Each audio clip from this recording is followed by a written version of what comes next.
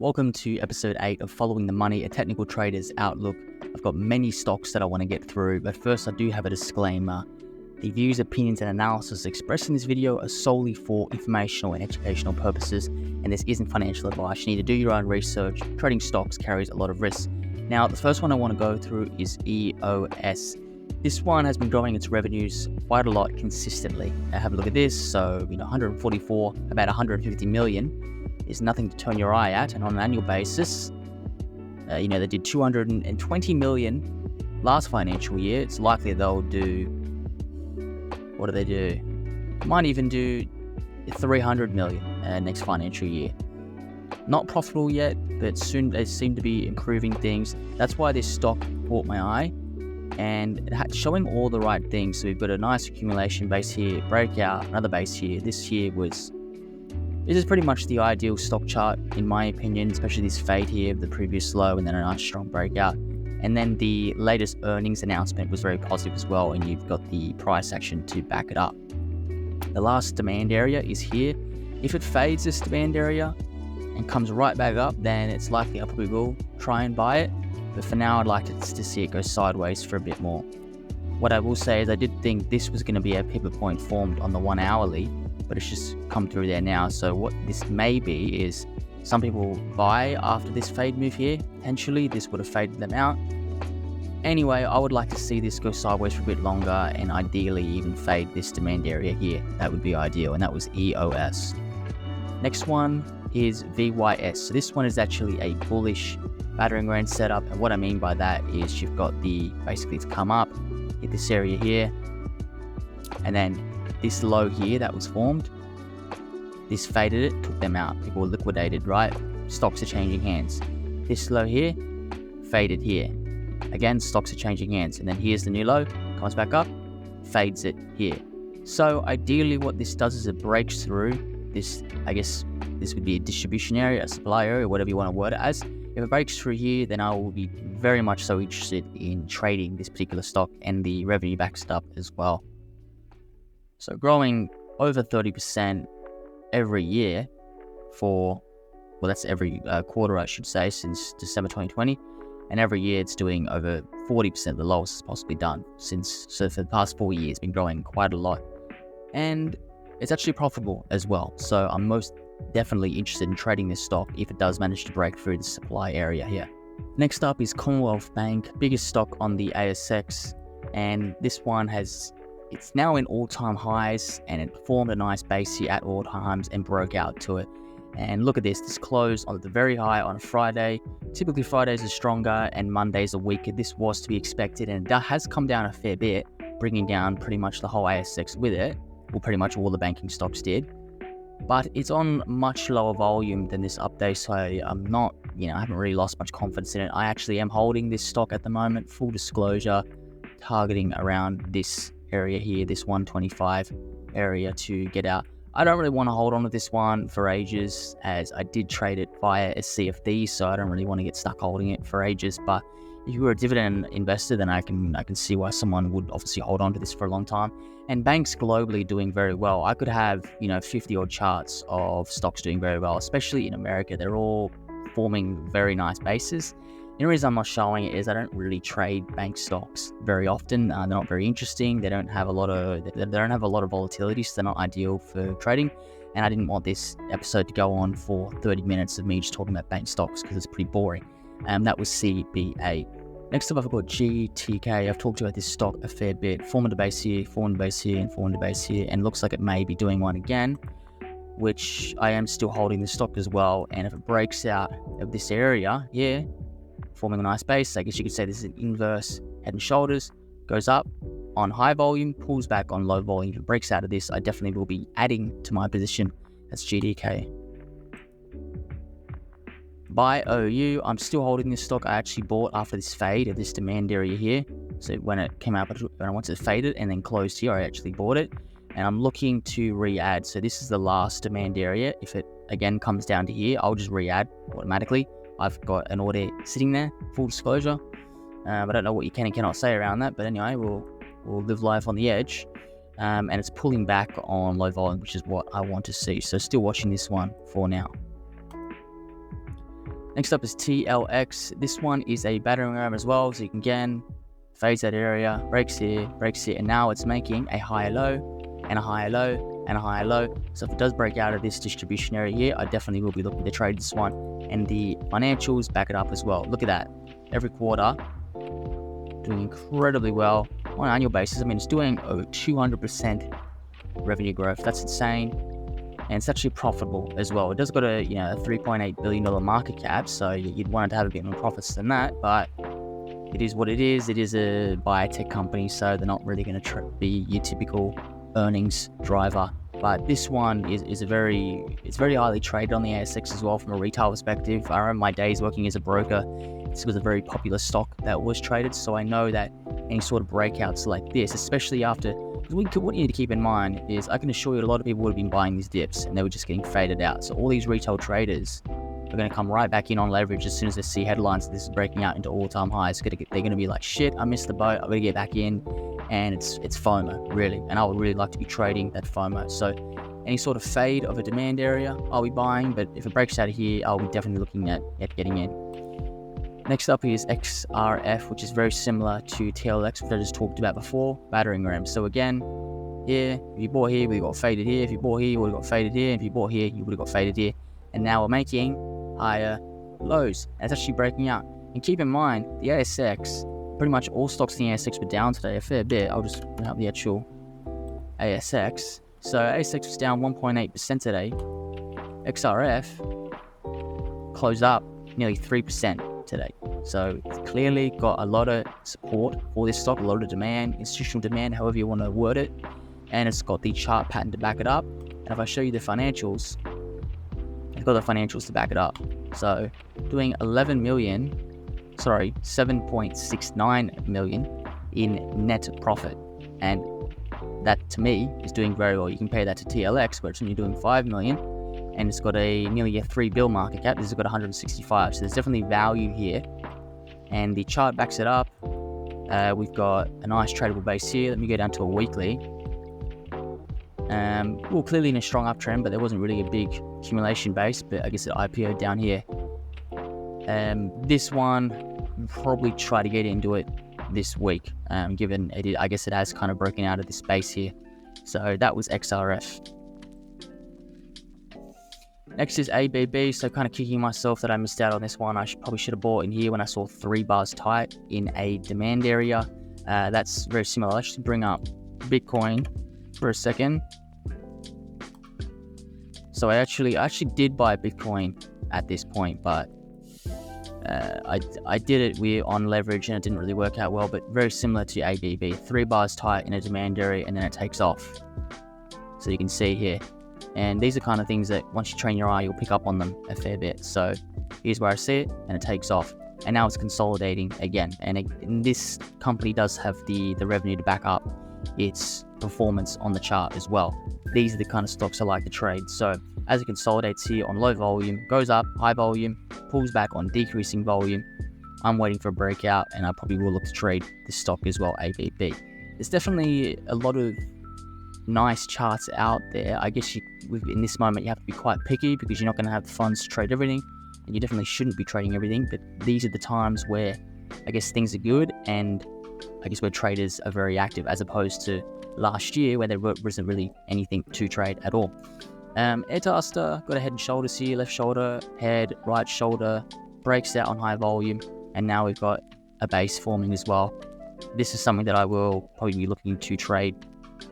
I think this is a alert I've got at 30 cents. So here, looks like it's forming a pivot.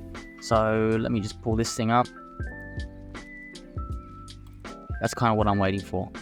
A breakout like this, and I may trade this one. And again, it is growing its revenue, which is nice to see. So from 31 to 44, may do even more than that next financial year. Next up is MGH. Again, faded a demand area here. What I like to see, forming a nice base. I'm going to wait for it to break out of here, but it's still got a lot of work to do. I would like to kind of see it, I guess, go sideways a bit and then break out, but I'll be watching it going forward.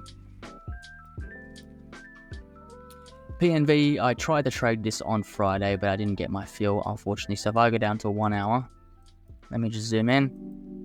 We had a nice pivot point being formed here and a very nice breakout on high volume. I didn't get my fill on this, unfortunately, but it's still been doing well. And again, it closed up on a day where the overall market's weak. And this isn't a 100 mil market cap stock where it's easy to push the price up. It's 1.65 billion. So there's clearly a lot of demand for this particular stock. And it is very popular traded.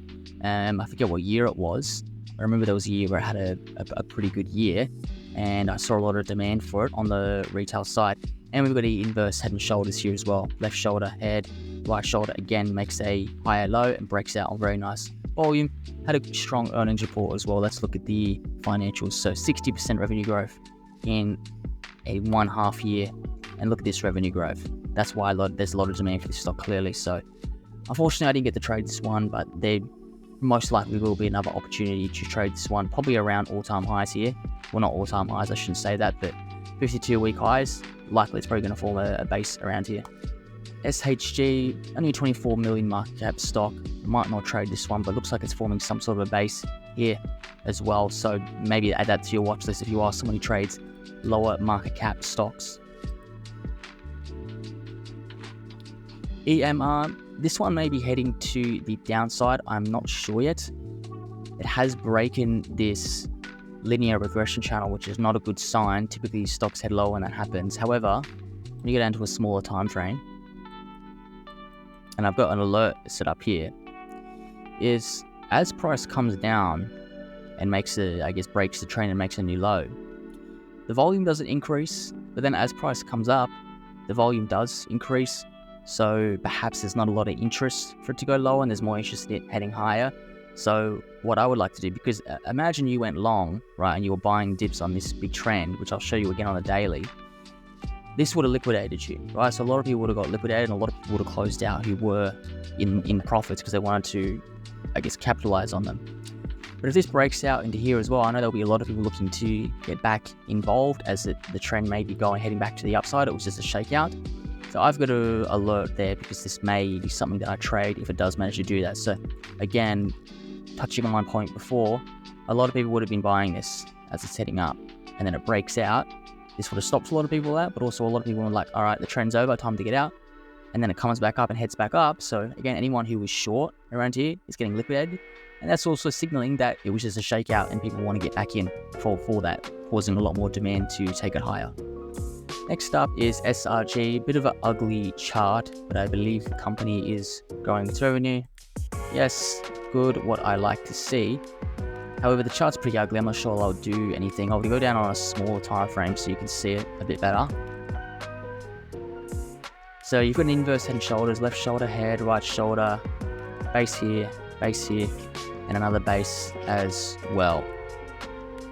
Now, a breakout of this, I might watch it, but given the amount of opportunities that are available, I doubt this will be the one that I go with. Obviously, due to the fact that you do have limited funds, you can't trade everything.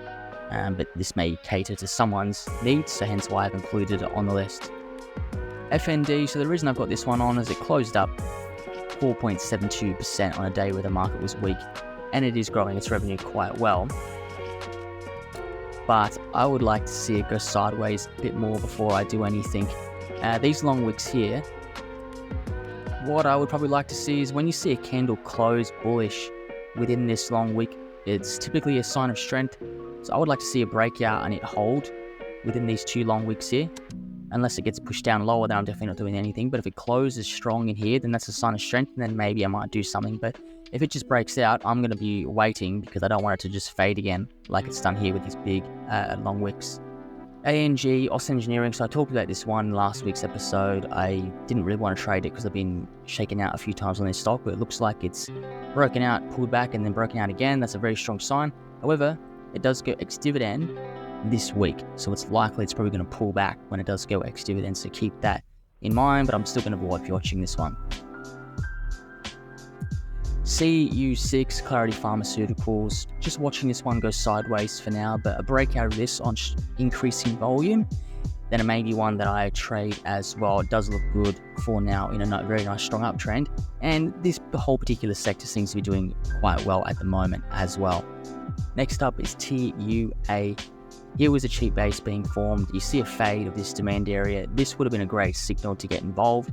I'm not sure why I didn't personally, to be perfectly honest with you, but then it has broken out and then faded and this moving average as well.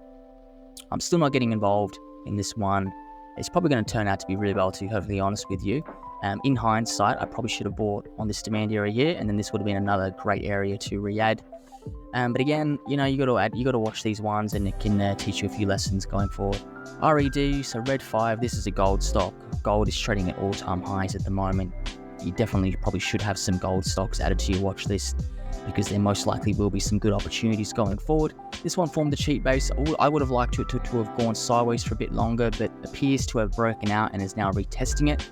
Maybe a very good time to add to this particular stock if you are interested in gold stocks. Currently, I haven't traded anything. I'm still kind of waiting for the right opportunity. Maybe I'll miss the boat, who knows, but these kind of bull markets in these big, highly traded sentimental assets like gold, they tend to go on for a while, so I'm sure there'll be many momentum trades for me in the gold sector. Next up is NXT. Broke out of a linear regression channel, well, actually gapped out of it on a strong earnings announcement. When this occurs, it's because Wall Street was caught off guard, and these tend to be very high probability trades. Now it's forming another base here, so I'm going to be looking for a chance to get involved. Like I mentioned before, it's clearly getting faded around this level here, this $62 mark. I'm going to wait for a bullish close outside of this and above these fades, and that's probably where I'm going to look to get involved in this particular stock. But for now, it does look very good. 3DA, the chart looks really good on this. Stage 1 accumulation base, left shoulder, head, and right shoulder. And then this is a very nice base with a very nice pivot point. The only reason I didn't trade this, because again, it gave me many good opportunities to get involved, is it just had a really bad earnings announcement.